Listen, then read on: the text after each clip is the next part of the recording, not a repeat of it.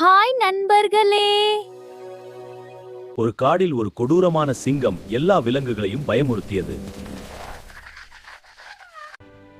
அதுதான் அந்த காட்டு ராஜா. அதே காடில் ஒரு சின்ன எலியும் இருந்தது. ஒரு நாள் எலி தவறுதலாக சிங்கத்தின் மீது ஓடியது. சிங்கம் கோபமாக எலியை பிடித்தது.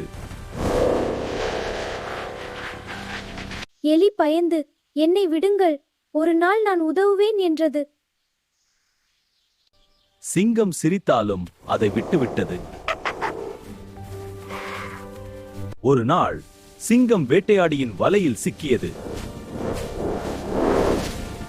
அதை பார்த்த எலி உடனே வந்து வலையை கடிக்க ஆரம்பிச்சது. சிங்கம் விடுபட்டு அதிர்ச்சி அடைந்தது. சின்னவர்களையும் தாழ்வாக நினைக்காதீர்கள், அவர்களும் பெரிய உதவி செய்ய முடியும்.